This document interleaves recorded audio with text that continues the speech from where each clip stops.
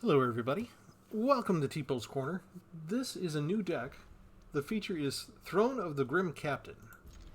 It's a self-mill deck, and we're going to have fun with it. Oh, look at that. It's a good thing I'm not trying to mill out my opponent, isn't it? We do have a few new subscribers, so welcome. We encourage people to like and subscribe, spread the joy that is the channel. I'm Travis, I'm your main almost only host for all 4 years here. We don't really mind losing a card here and there to discard. As a matter of fact, they might be doing us a favor.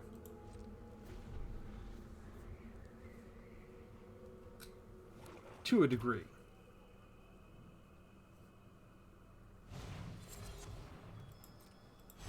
That didn't take long.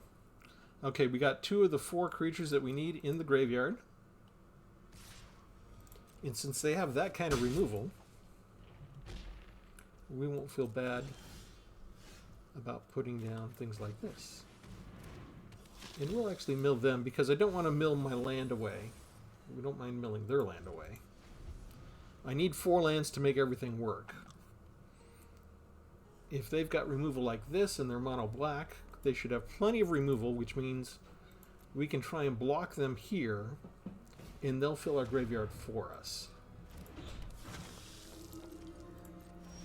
I just need some land.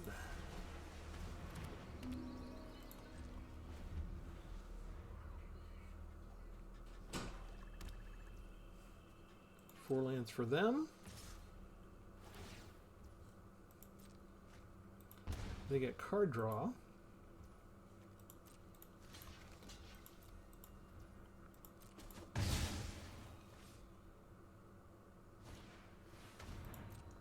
Exile a card from our hand. Okay, we're going to exile Beseech the Mirror. Exile is different from discard. We don't want them to exile a creature. Another discard. Okay, so the Harvester goes, and we need land. Bingo. Okay, let's do this. Actually, do I have to do that only as a sorcery? Yeah. 4, 5, 6, 7. Okay, let's get rid of the Death Toucher.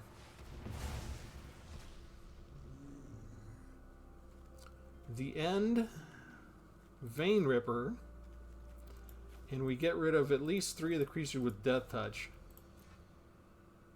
What else do they have? Let's take a quick gander through their hand. Shieldrids, Grievous Wound, Bloodletters, a bunch of mythic rare type stuff. Rush of Dread. They got a lot of stuff. All right.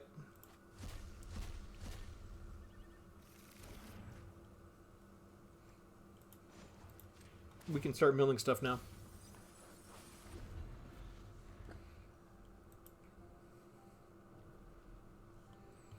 The End won't stop us. Tarian's Journal, we have 1 copy of that.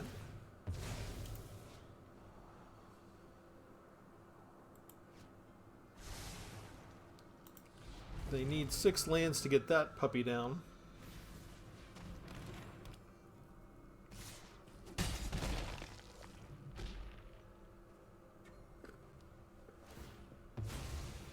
And they're trying hard. Alright. Here we go. We're doing the thing. We need 1 of each. We go in here. We want... Sure, we want lifelink. We want flight. We want a dinosaur. And we can't have 2 dinosaurs, but we still need a merfolk. So this will be good for the merfolk.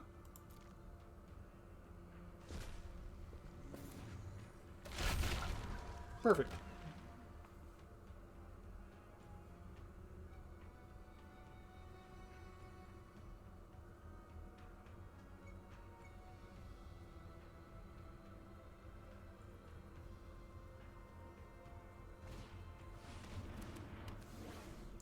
can't gain life. Isn't it neat that they got just what they needed at just the right time? Okay, so now they can bring down their Vein Ripper. But we can't attack. They have to sacrifice a non-land permanent.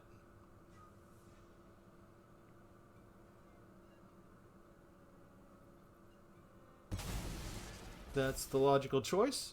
We're also going to attack with this puppy.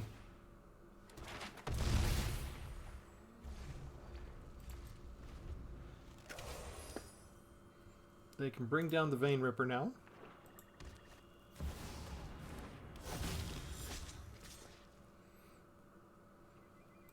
Yeah, we'll block.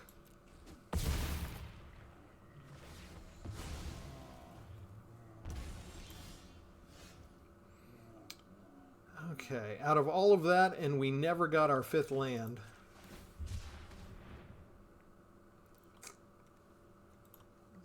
Since it doesn't matter, let's go ahead and do this.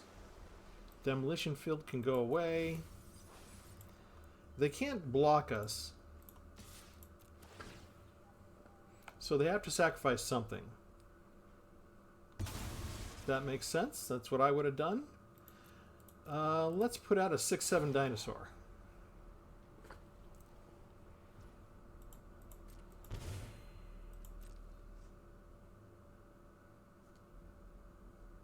They can't block this.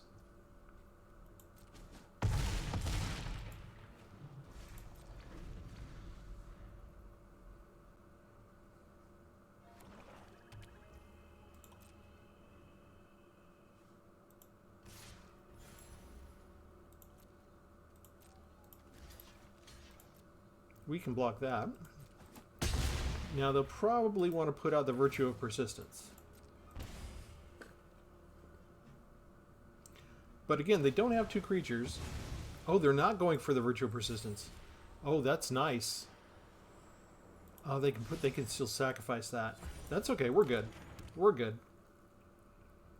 We're doing good. Because now we can do this. Sacrifice and return 2 creatures to our hand.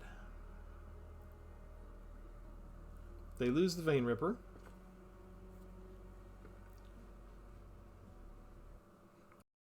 Vein Ripper. And we'll get this back, and we'll get this back. Life is good.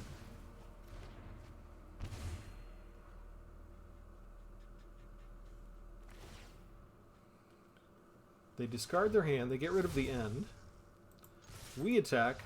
They were going to lose the Grievous Rune because of the Green Captain's ability. They have to sacrifice a non-land permanent. This was the only non-land permanent they had left, which meant we were going to gain life. All right, that's perfect. That's anything else can go wrong for the rest of this match, for the rest of this video, because we did the thing the first time, right? So here's what I'm going to do. I'm going to go in and do the deck tech like we normally do, and then I'm also going to start talking about something larger involving the game, which I talked about doing this a couple of videos ago. So what I normally do is I open with a fight, we go through the deck tech, and then it's been mostly gameplay. But a couple of videos back I mentioned I'm going to start adding topics in as I want to talk about all the developments in the game and the company the last few months, and where I see things going, and just make general observations and stuff like that. So let's start here. We'll continue with the gameplay too. Throne of the Grim Captain. I had another deck. This is a self-mill deck, and if you haven't seen this deck yet, they call me Hex. Self-mill didn't used to be around, right? We started with mill, so we had the millstone. We've had mill from day one. And when I quit playing, we didn't really have popularized self-mill decks. But I made a self-mill deck centered around Living Conundrum, and that's based on getting all the cards out of my library, and it becomes a 10/10 creature with flying and vigilance. And that was a fun deck. That was my first real big experience with self-mill. And I thought, you know what, I want to do more of that. I don't do a lot of self-mill, but there's a lot of decks that are themed around milling your own deck. So this was a card that was good. And I had another comment on a previous video where they were suggesting Collector's Vault would have been good for a graveyard-focused deck I did. And I told him, just wait, I've got a deck in mind. Collector's Vault is going to be perfect for it. It took me a while before I got my second copy of Throne of the Grim Captain, but I got my second copy, and I have this now. And now you finally, your patience is being rewarded. I'm finally going to use Collector's Vault. We want to get stuff into our graveyard, and not a problem. So Throne of the Grim Captain, it's a legendary artifact. You can tap it for free even the turn you bring it in and mill yourself for 2 cards. And then at one point you can craft. This is from Ixalan. There was a whole Minecrafting type of allegory that they wanted to do here. So you spend 4 mana, and you need one of each of the creature types: dinosaur, merfolk, pirate, and vampire. And Ixalan, the original Ixalan, had all 4 types, and when they decided to return to Ixalan, they decided, hey, we're going to have all 4 types represented. It won't be necessarily a typal deck the way that or a tribal deck in the old ways, as we used to say, but we will have those represented. And this is kind of the reason why I want to talk about tonight's subject, which is going to be about the planes that we return to, and how we're going to be returning to planes more often, because this was not supposed to be Ixalan. This was going to be a different deck that had a whole Minecrafting theme. And the more that went on, somebody said, hey, Ixalan really fits. Can we go back to Ixalan? But it's kind of a different type of return. It's not a regular return. It's called a backdrop. So the plane itself is a backdrop to what's going on. It's not considered a return. And we'll get into that later as I talk about that. But it's this deck, and it being primarily with the Lost Caverns of Ixalan, is very germane to tonight's topic that I want to discuss about the planes. So we need each of the 4 types. So we've got the pirates here: Spyglass Siren, 1/1 flyer. When it enters, create a map token, 4 copies of that. We have the merfolk, 3 copies of River Herald Scout. This explores. Now, both of these, you get a map token which you can use to explore here, and this explores when it enters. So if I don't like my top card, I can throw it right into the graveyard. I really only need 4 lands to start with, so if I've got extra lands, I can throw those out and look for something better. If I need to have fodder for the throne and I want it in the graveyard, I can just throw them in the graveyard right away too.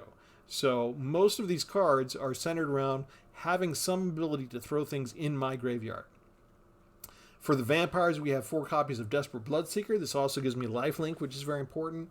When it enters, target player mills 2 cards. Now, in the old days, this just opponent mills 2 cards. Since we have Commander, they would have changed this to target opponent mills 2 cards.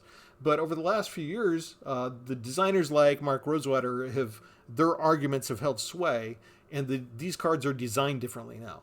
They're designed to say target player mills 2 cards, so that you can have the choice to either mill your opponent or mill yourself. And that's just an extra flexibility that they thought added dimension to the game. I think I agree with them. I'm certainly going to use it that way. If I get this right away up front, I probably won't mill myself because I don't want to accidentally mill a throne. But so if I get it early, I may mill my opponent. Later on, I might be more willing to mill myself with this. For the next creature, we've got 3 of the 4. The next is the dinosaurs over here on the right. The expensive ones. We have 7 total. 3 of the rampaging Spiketail. When it enters, you get a 5/6 dinosaur that gets +2 and indestructible to another creature, which we usually want to give to our lifelinker. And we have Marauding Brindfang, which is a 6/7 dinosaur that has Ward 3. They each have cycling, swamp cycling specifically, and island cycling specifically. It doesn't matter because we're almost always going to get Undercity Sewers, which is both an island and a swamp, so it doesn't matter which dinosaur we get to get the same card, which gives us access to both mana. It enters tap. This allows us to surveil, which again lets us look at what's the top of our library, and if we want, we can throw it into the graveyard. So that's a familiar theme by now with you, I hope. And we have 7 other creatures. We have the Barkform Harvester and the 3-Tree Mascot. And I don't know what happened to my mouse for a second there. There we are. Barkform Harvester is a changeling, which means it's a shapeshifter, so the changeling mechanic means it's every creature type. So if we have 3 of the creature types we need to transform Throne of the Grim Captain, this automatically fulfills the 4th requirement. And we don't have to ask, we don't have to select a creature type. The machine engine will automatically do the math and figure it and plug it in for us. In the meantime, it's a 2/3 with a 2, put target card from your graveyard on the bottom of your library. So if I do accidentally mill my throne, if I get one of these down, maybe I can throw it back into the bottom of my library, and then I have all these cycling ways to shuffle my deck, so maybe I can get it back into the mix later if I need to. Also got 3-tree Mascot. It's got the ability you can tap one land to add a mana of any. That shouldn't come up to play that often. I've only got 2 colors here, but it's just another changeling. So I could technically have, you know, like any combination of these 7 and have all 4 of those 7 in the graveyard, and they would all automatically get to be, you know, each one the machine engine would choose. Okay, first shapeshifter is the dinosaur, second shapeshifter is the merfolk. I don't have to do anything, it's automatic. So the shapeshifters just play automatically for that. What else do we have? We do have some interaction, but it's really small. It's really low. We've got 1 Sheoldred's Edict. We've got 1 copy of the End that we could go through their deck and exile more stuff, as long as it's the same name card. And we have 2 copies of Get Wipe. Those 4 cards is all we have for interaction. It's really low. It makes this deck difficult sometimes, right? Especially if the opponent's got some good stuff. We have the Collector's Vault, of course, so we can draw a card. If it's lands we don't need, we throw them away, that kind of thing. We've got Tyrion's Journal. We could sacrifice another artifact or creature and use that to draw a card if we need card draw. Or we can discard our hand, transform it into the legendary cave you see to the right there, the Tomb of Aclazotz. Then we can cast a creature spell from our graveyard. We do have to have the right amount of lands to cast it, but we just tap the land and we can cast it from our graveyard. It gets a finality counter, and it's a vampire in addition to its other types. Now, the thing I haven't tried yet, which I might have to go to Sparky to do, is if I exile a Siren Pirate and I put it into play, it's a Siren Pirate and a vampire. Does this work? Does it qualify 2 for 1? Does anybody know? Put a comment if you know. If we turn something that's not a vampire into a vampire, does it qualify for 2 of the 4 types? I haven't that and see what the word is. Okay, what else do we have? We have 1 other card, Beseech the Mirror. If we have all 4 creatures and we need the throne, we'll go get the throne. If we have everything else, if we have the throne in 3 of the 4 types, we'll go get the 4th creature type.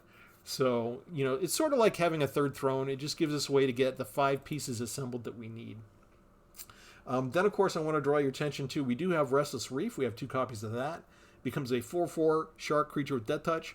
And you can target player mill 4 cards. So, again, we could self-mill with that if we wanted to. Or we could just mill them. And we have 2 Demolition Fields to take out their extra special lands as well. And I think that's about it. That's the idea of the deck. And we have already managed to get the throne out.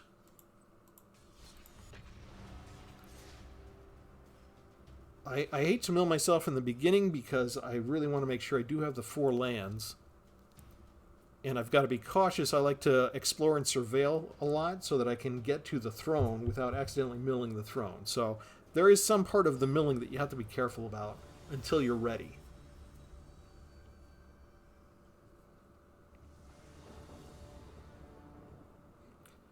And the first time I tested this, I did nothing but mill myself. And I got to the throne really fast, and I got everything done fast.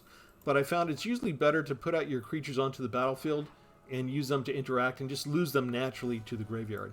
You don't need them to be in the graveyard to craft. You can craft them straight from the battlefield. It's just preferable, you know. Keep your resources on the battlefield where they are.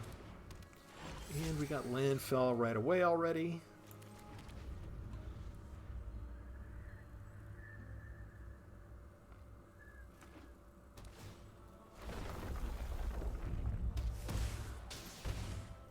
So hopefully they don't have removal right away, because I could kind of use the life gain already, I can tell.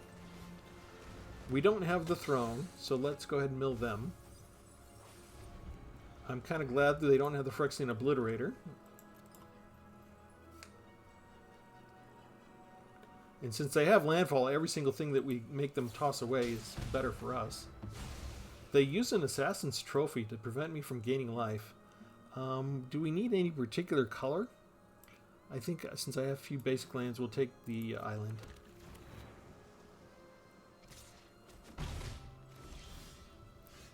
Alright. You know what? Let's just go ahead and maximize our use of mana. And see what else we got coming our way. I do need more land, but I don't need it yet. 4 is good to start with. If I get 7, I can full cast the big dinosaur. But I think I may need to mill some stuff away in the interest of time to get this going properly.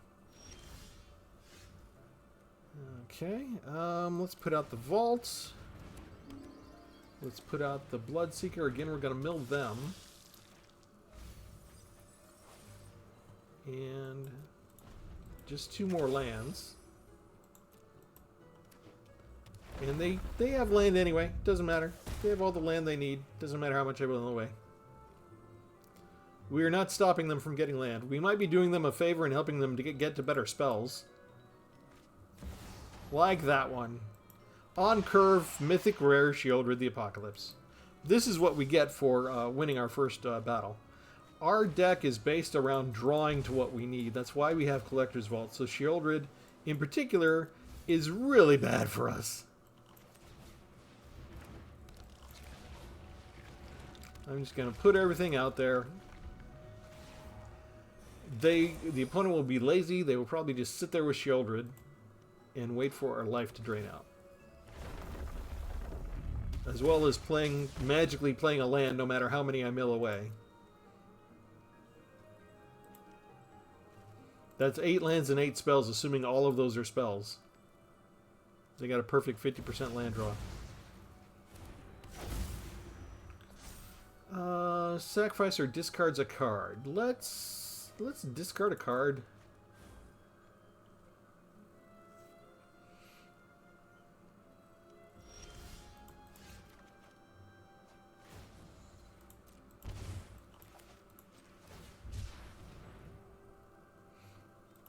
Oh, I dropped. Shoot, I misclicked.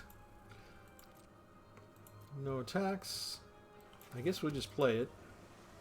Let's go ahead and go get this. So we can surveil again. Now I could block everything with the Rottenmouth Viper, right? I'm probably going to have to discard the Undercity Sewers just because of the tokens there. Oh, look, everybody's playing with Grievous Wound tonight. I can't gain life all of a sudden. That's 2 games in a row where they have that. Lose 8 life. Okay, so we lose 4 life.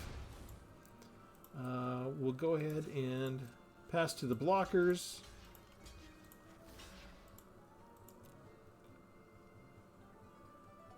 We'll trade all of those.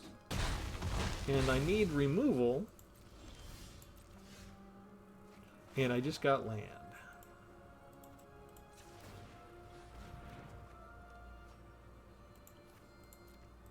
Okay. So this is what Arena does once we win. It's a card draw deck. I need to draw a lot of cards to get through it. To get to the pieces I need. And they draw an on-curve Shieldred. Just like the old days. It doesn't matter. We already did our thing, right? Nobody cares. Arena can take its revenge on me as much as it wants to. Let's go ahead and talk about the planes. When Wizards of the Coast designs a plane, they want to design new exciting cards that make us glad that we're playing the game, right? That we're still having fun, that we want to buy the packs. That includes the world building, so they want to have a nice, big, new, exciting world for us. But also keep in mind, we are 30 years into the game. They have designed a lot of planes. Some of them have been quite good. So we spent, the first 10, 13 years on Dominaria. Then we left Dominaria for a decade. Came back to it for the 30-year anniversary. Dominaria's got plenty of things on it that are cool. They've created a lot of interesting places over the years that a lot of players find really popular, really fascinating. Innistrad, Zendikar, Ravnica, Ikoria probably. People might want to go back to. And they don't want to always go back to the same old places, though. They do want a little variety. So they announced a while back that they were going to roughly do a return and a new world. So every other expansion set, because we're not doing the block story anymore where we're stuck at the same plane for 3 blocks in a row, for 3 expansion sets in a row. They got rid of that so they could have the flexibility, so they could have the story take them wherever they wanted to, and they could go visit whatever plane they wanted to. So if they had a reason to stay on a plane for an extra set, they will. But they don't absolutely need to. Let's go ahead and surveil to start with. We can use that to go get some more land, so we'll keep it. So, but it's not working out the way that they said it was going to work out. Let's mill them. Okay, we're doing them a favor. Say its name, they're going to go get Alphanac. They don't mind if we mill them one bit. They're also kind of a self-mill kind of thing.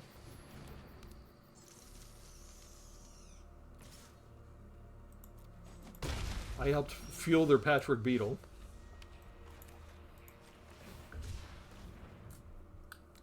Let's go get Undercity Sewers, see what card we get.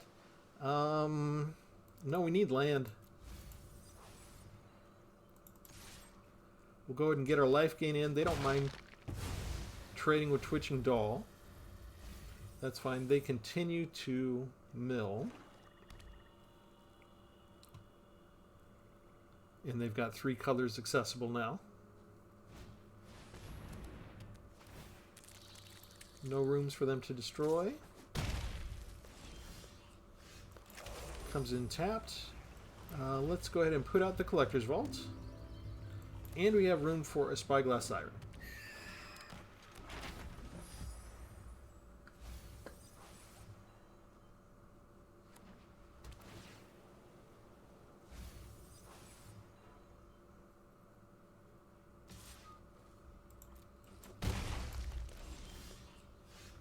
Okay.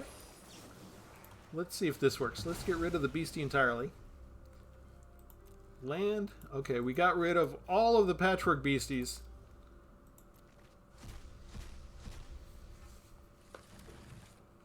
That's pretty much all we can do because the Anthropede has reach and can block our flyers. And look at that. They top deck a card that allows them to refill their hand.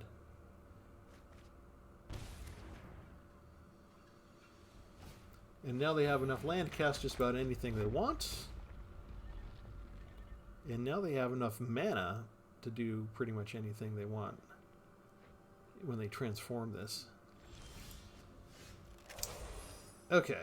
Let's go ahead and just bring some stuff down.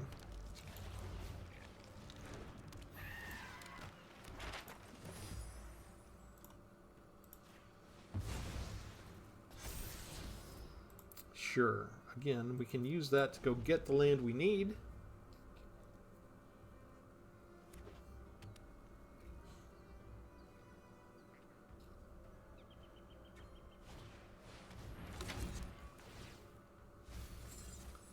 Return up to 2 permanents. Does it have to be... Mill 4 cards, return up to 2 from among them. Okay. They've gone through half their deck already. How much land? Half their lands already as well? Oh no, Haywire Might is bad for us. Haywire Might is really bad for us.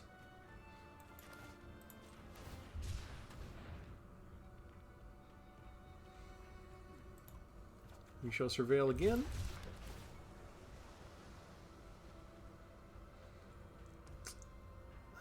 I guess we take the land, right? We do want the land.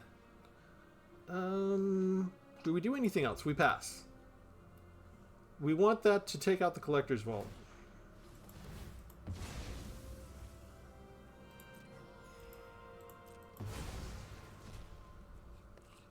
No attacks. Surprise!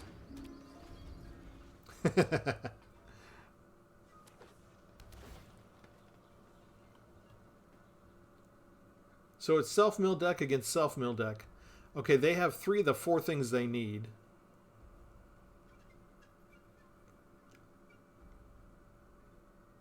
So we're looking for them to have a battle or a planeswalker in here. They're attacking. Do they have a battle tactic? Let's just block with everybody.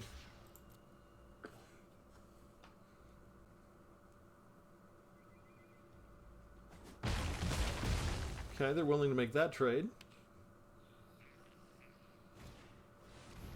Swarm Weaver. Gross.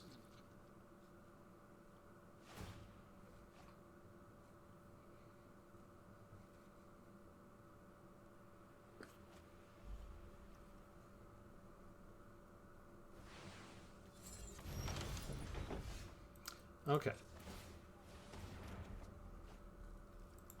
Get rid of the extra land. Surveil again. Tarian's Journal is not going to be good enough for what we need right now. But I think we can just do this. And there's the yet another land. Okay. Mostly dead.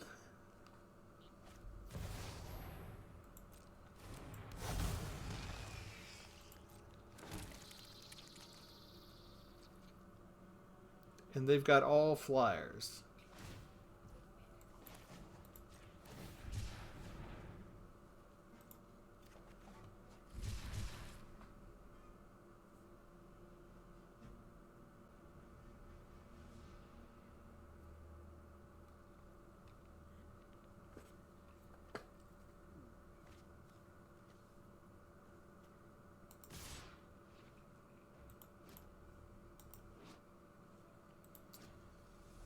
I guess we don't block this time. 3, 6, 7, 8, 9, 10 over my head. Okay, I think we can do this.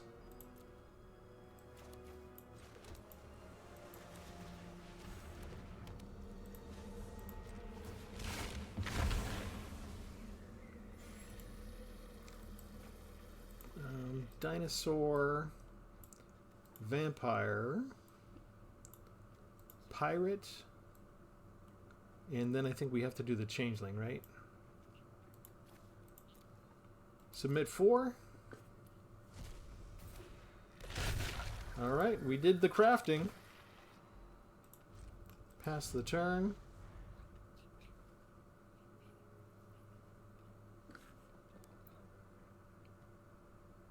What can you do against me?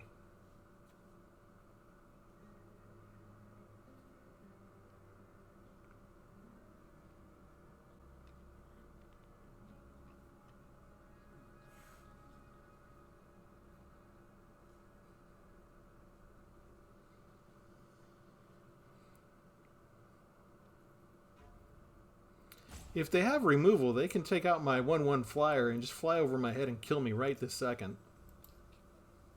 So, 2 cards in your hand, what can they do? While they're thinking about it, let's talk about... Oh, never mind. They decided they're going to do something. They're going fishing. They see a problem. Yet another land. Yeah, okay, so, yet again... 1 turn away. We managed to get the Green Captain out.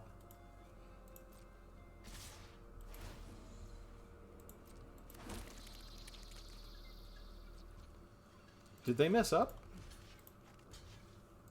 I get lifelink off of that. What's this spell? Creatures with 4 grave green, hexproof and indestructible. Okay, but I'm still alive, right?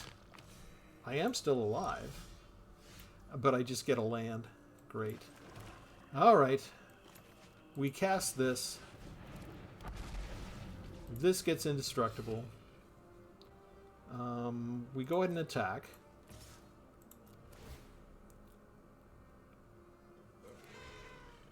They have to sacrifice a non-permanent creature. We'll go ahead and get some more life gain. We'll mill them for a couple. Just more land. They have to block the Grim Captain to save themselves from 9 points of life. I'm not sure if they realize that we're indestructible. So we get 15 land out of it. Let's go ahead and draw. Shieldred, Edict. 6, 9, 10, 11, 12, 13, 14, 15. That's just enough. They think. But they'd have to come at me on the ground.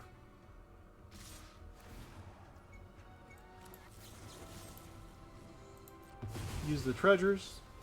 They'll probably sacrifice the Swarm Weaver.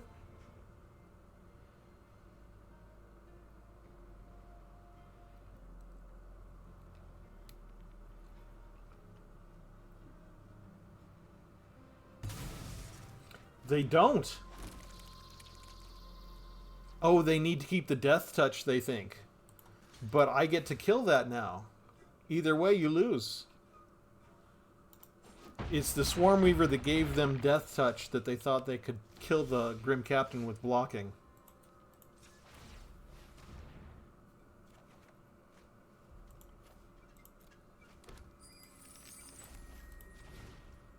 I don't have enough. Okay. So we just attack with everybody. Who else do we want to bring out here? Rampaging Spiketail. +2 and indestructible again.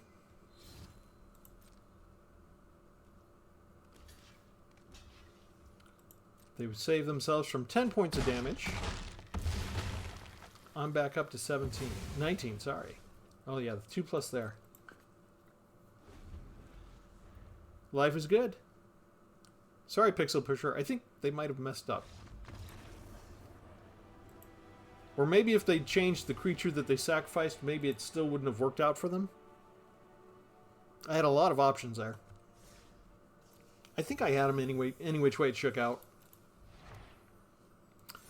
Okay, so let's pause for just a second, and let me go ahead and have my discussion real quick, and I'll try and actually get through it pretty fast. And if you're absolutely not interested in my opinion or planes, you can skim right ahead. But when we got to Kamigawa Neon Dynasty, that was originally supposed to be a new set. It was supposed to be top-down, inspired by Asian culture. And Kamigawa was not supposed to be on people's radar because the lead designer, Mark Rosewater, had looked at the sales for that. It made a big impact on him. He was pretty young. It was he had sort of come in the middle of it and taken over as lead designer. He had some problems with the mechanics. Didn't turn out the way he wanted it to. And it was a low-selling set. But there are a lot of people that... a cult favorite over the years. There are a lot of people that really liked it. I like it because I think that was where they debuted the enchantment subtype shrines, and I love shrines. Just thinking about it made me drag out my shrine deck in Historic last night, and I won like 8 and lost 4. I can't remember the last time I won so many battles in a row. I love shrines, so I think I'm always going to appreciate Kamigawa for that, because we've had some other shrines that they've developed since then. So really good subtype that they created there. Anyway, over the years on Mark Rosewater's blog, they keep having people say, when are we going to return to Kamigawa? And he's always been like, for years, oh, it's probably not going to happen. It's very unlikely. Well, at this point, they were developing this set, and there were numerous people on the design team that liked Kamigawa, and they were saying out loud, you know, hey, maybe Kamigawa would be a fit here. Maybe they started out silently, but they didn't keep it to themselves for long. And soon it was an open debate. And I don't know how contentious it was, or if it was contentious at all. I wasn't working there at the time. But Kamigawa people won out. And they said, okay, you know what? We can tie the flavor in to the past times of Kamigawa, especially with the enchantment sagas and the stories they tell. We'll go ahead and we have this conflict between tradition and modernity. Let's do it. So instead of having a new place, because we had already had, keep in mind, we had Innistrad Midnight Hunt, and then Innistrad Crimson Vow after that. And Crimson Vow was out of order.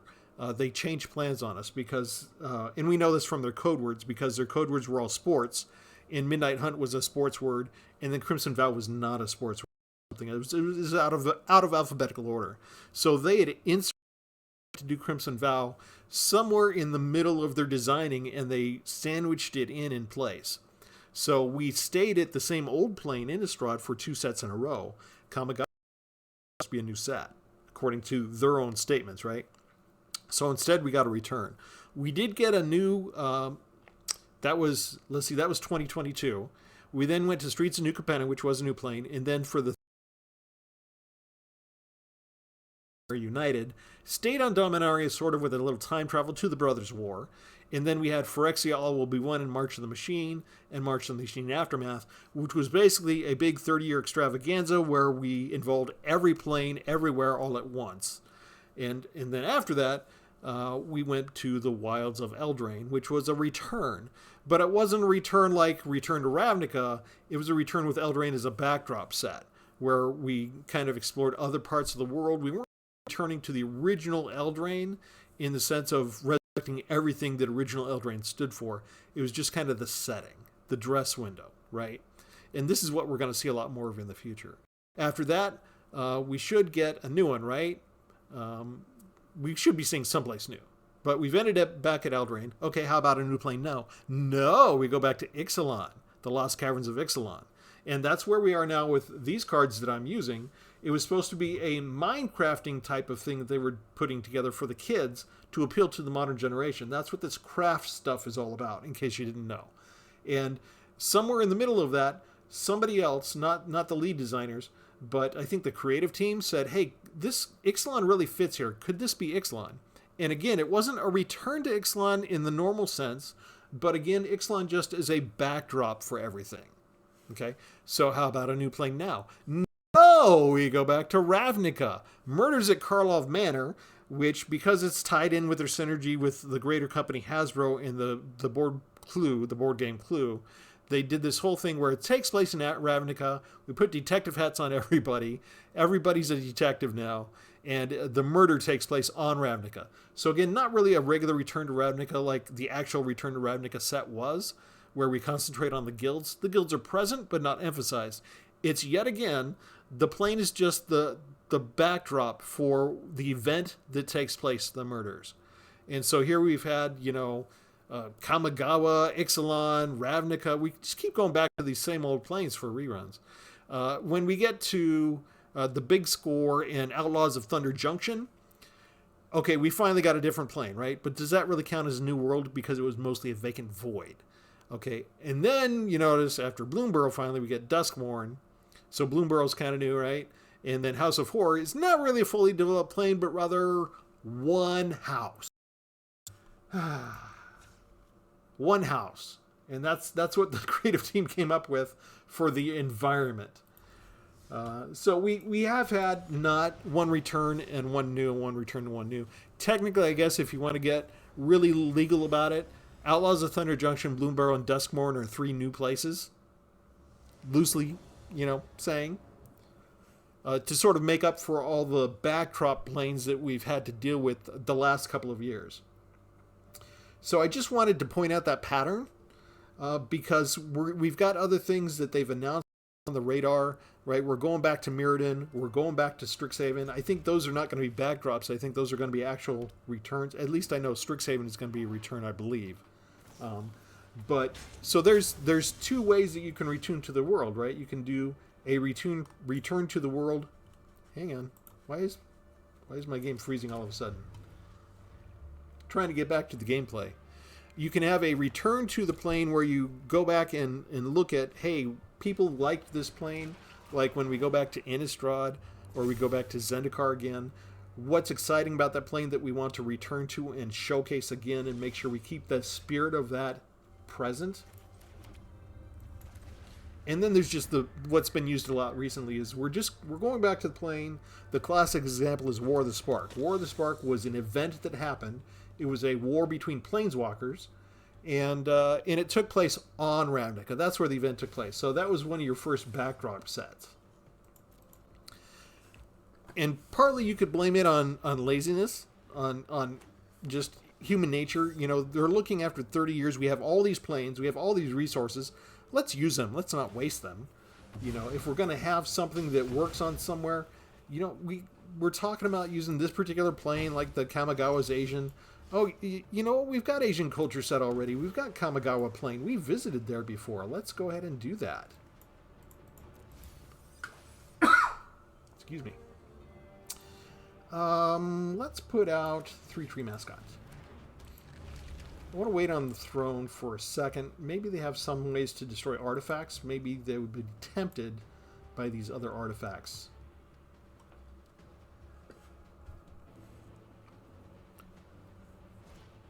If you don't want to put it to laziness, you can also attribute it to criminal conspiracy if you want among the megacorp that is Hasbro.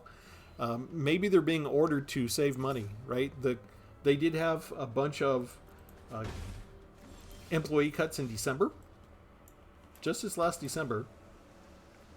Do I need that land? Yes, I do. Let's put down another creature. Perfect.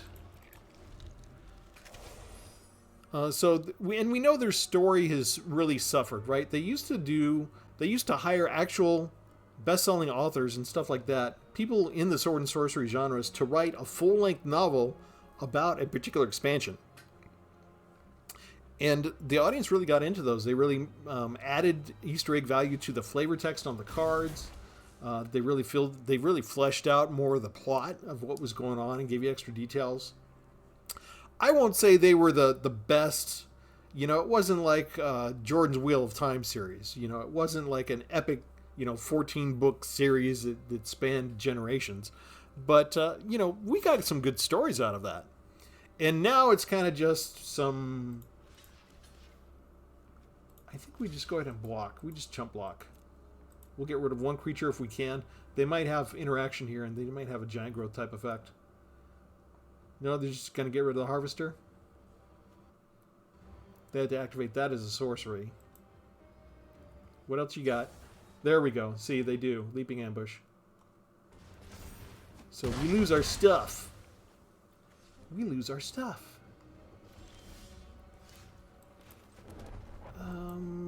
That's okay.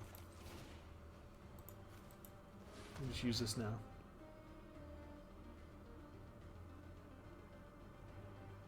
Do they have another Leaping Ambush already? That wouldn't help them, right? Okay, so they let that go. They need another land to get out the Raptor. Okay, we have 1, 2, 3, 4. We have all we need. Okay, so we just need one more land, really. And we can activate the throne in the same turn.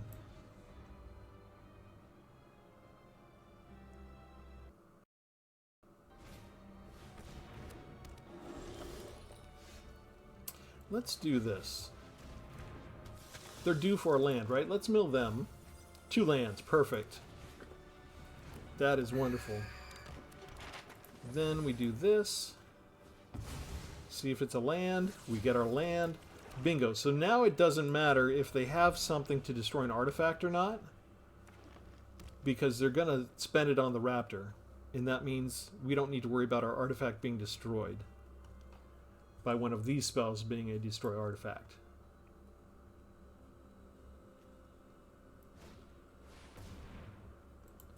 That's fine. Do I want to throw the dinosaur? No, I've got a dinosaur already. I'm good. I don't need to throw this one away. However, we will block with the dinosaur, or with the vampire, and get 2 life out of the field. That's all lovely. And 2 thrones. Oh, Arena's like apologizing to me or something. They must have liked my little soliloquy on the plains. Okay, this is what I want. I want this and this. These are the greatest things ever. And then we just make up the difference with the 2 changelings. What are you going to do? I'm chum blocking with the Siren. In case you have another Leaping Ambush or something worse. They could do this and do it with +3/+3. Ooh, Death Touch. Death Touch could hurt me.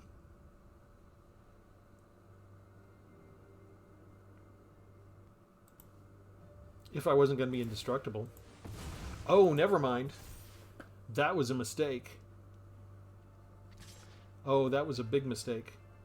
Are you going to be able to block the Menace? Do you have a 3rd creature to put down?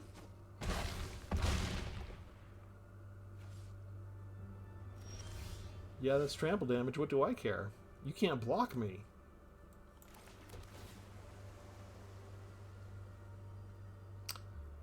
Nobody cares anymore?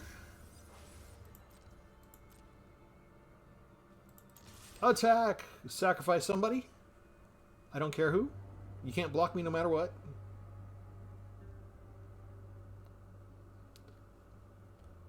Each opponent sacrifices a non-land permanent. Unless you can flash in somebody else, 2 other creatures, so that you can still sacrifice... Though you can sacrifice that one. You could sacrifice... Okay, here. Rampaging Spiketail. Tapped and attacking. We add lifelink there. We're up above 20 life. Life is good. Literally.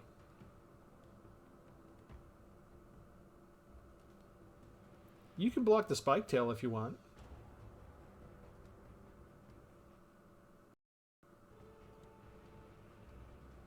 Or you could concede. That happens a lot at this point. They're content to trade a 5/6 for a 1/1. That is a good trade. Or it would be. Except we got all this going on. What do we have here? 1, 2, 3, 4. Oh. Don't scoop yet. I want to have 2 of these. No, it's legendary. I can't. Darn it. If I had a mirror box, we could actually... We have enough in our graveyard. We could have 2 of those out at once. There's one Death Toucher. Oh, get it. Let that be a second creature. Come on. No? Alright. Okay, fine. Let's just scare him, shall we?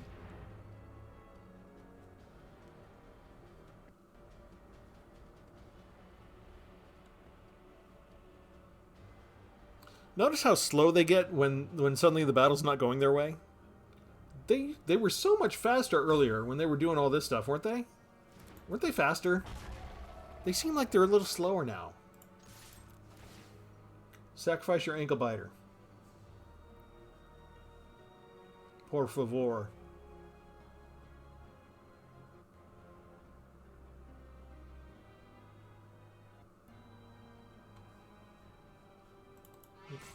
These are new geese. I just got these. I haven't seen what they can do yet. Overprotect. What was that? Doesn't stop sacrificing. We'll mill them. Oops.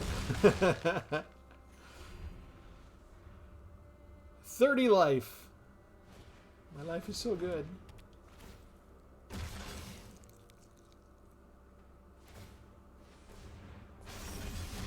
Shall we show them everything we have?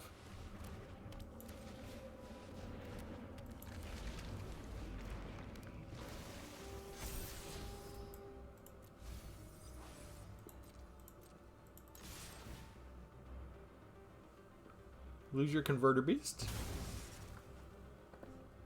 Tapped and attacking.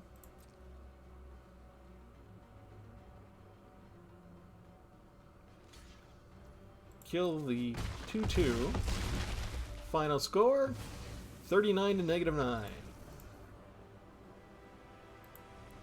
Life is good.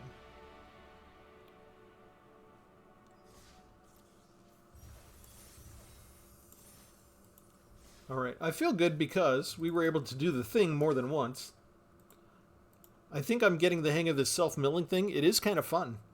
I do want to end the video by talking about the planes just a little bit more.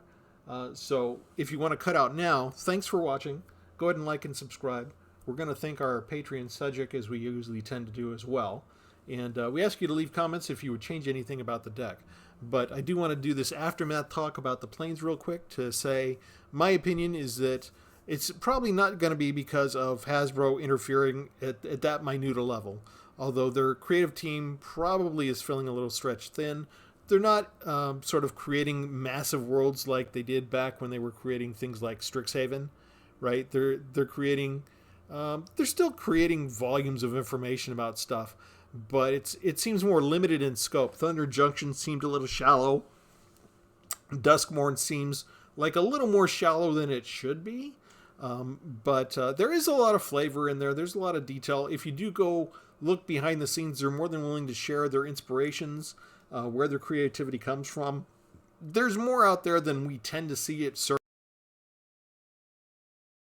translating very well in terms of the story that they're serving up to us.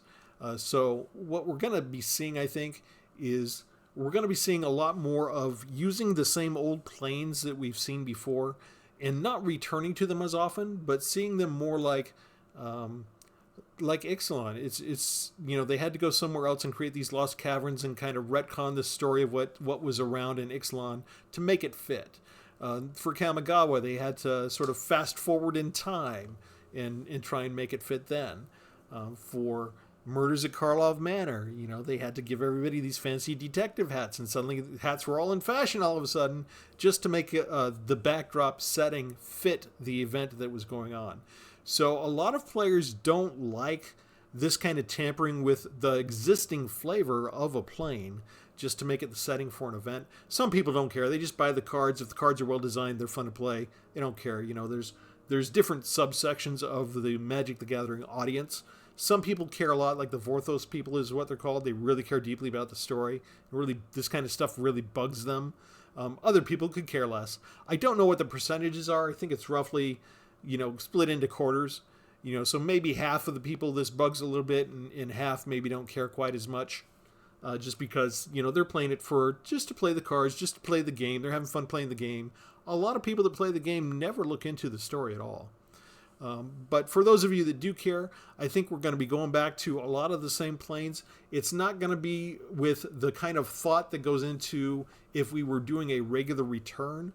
More and more, the creative team is going to be looking at what is being developed. They're going to keep in mind we have all these existing planes that are resources. We hate them to go to waste.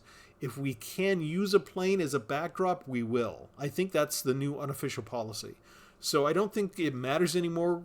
When Wizards of the Coast made this announcement about their policy of we're going to return to one plane and then we're going to give you a new plane, I think that's just out the window. I think they were playing fast and loose with that from the very beginning. I don't think that they feel tied down by that at all, as evidence in what they did immediately involving sandwiching Crimson Vow into right after Midnight Hunt to stay where we were when we were supposed to go somewhere new, changing it to Kamigawa right after that when we were supposed to get somewhere new, that kind of thing. They've had a lot of sort of changes that came late in design that they accepted, and it didn't really seem to matter what effect it had on what plane they used. So they just do whatever they think is best at the time. I'm not sure if it's really the best for the game, but, they're doing okay, right? So that's my thoughts. Go ahead and leave a comment if you have an opinion about how you feel about returning to these planes. Do you want to see more new planes? I'm probably going to put up a little post about that, and that'll be our quiz poll for November. So be looking for that soon, where we ask, do you want, if you return to a plane, do you want it to be a genuine return? Do you want it to be a backdrop? Or do you really want them to put their creative juices to work and come up with new exciting places that are a little bit better fleshed out than Outlaws of Thunder Junction and have a little bit better story for us going forward? And I'll leave it there for tonight. Thanks, everybody. Have a good one.